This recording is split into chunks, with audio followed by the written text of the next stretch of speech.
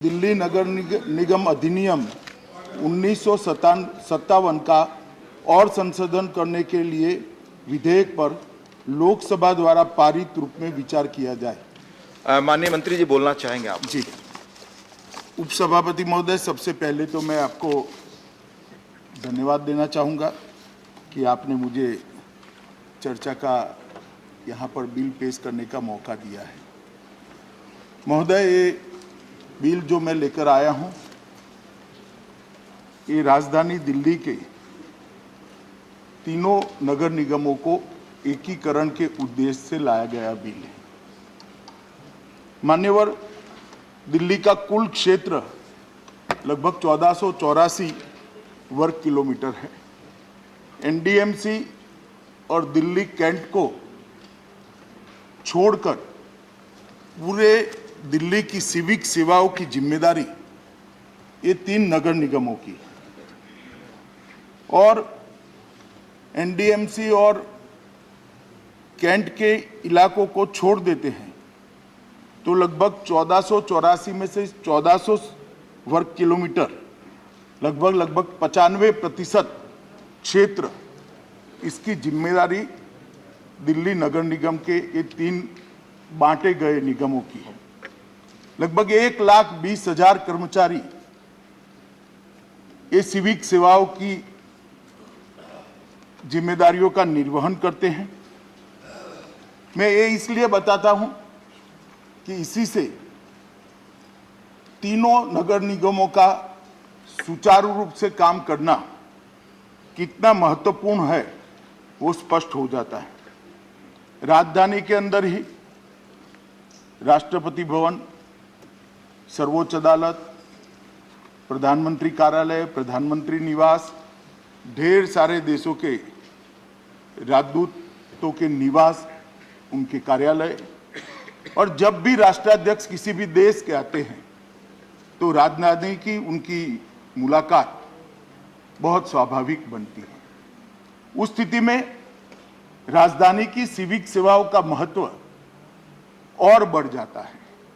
वो सुचारू रूप से चालू रहे, वो नागरिकों के लिए, दिल्ली के नागरिकों के लिए और देश के लिए भी इतना ही महत्वपूर्ण है।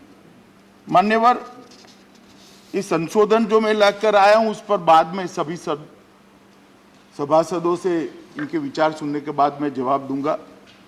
उसके पहले मैं इसका एक इतिहास बताना चाहता हूं। मान्यवर, 1883 से पंजाब डिस्ट्रिक्ट बोर्ड एक्ट के तहत ये नगर निगम काम करता था।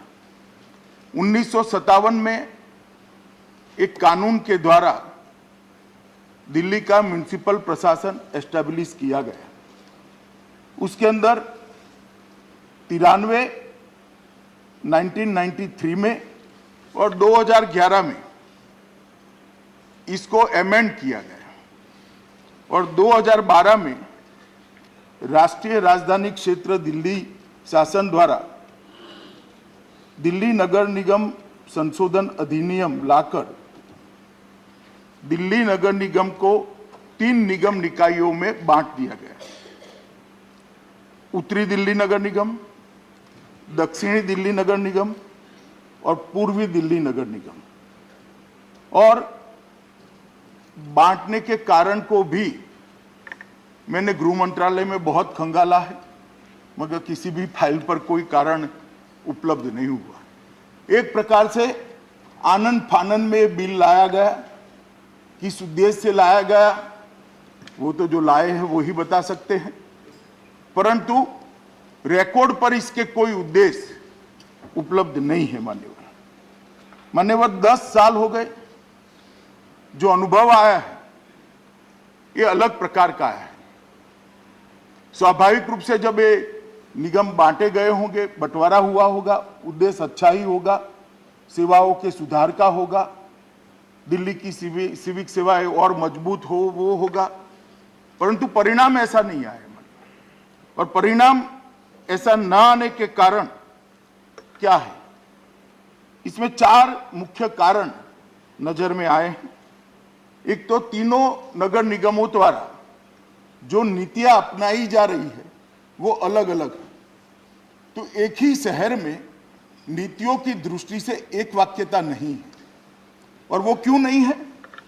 क्योंकि तीनों नगर निगमों को जब बांटा गया तब उसके वित्तीय संसाधन और दायित्व का ठीक से आकलन नहीं किया गया। मैं सभी रिकॉर्ड देखकर जिम्मेदारी के साथ इस सदन को बता सकता हूं कि दो नगर निगम तो वित्तीय रूप से सस्टेन ही नहीं हो सकते। इस प्रकार से उसका बंटवारा किया गया।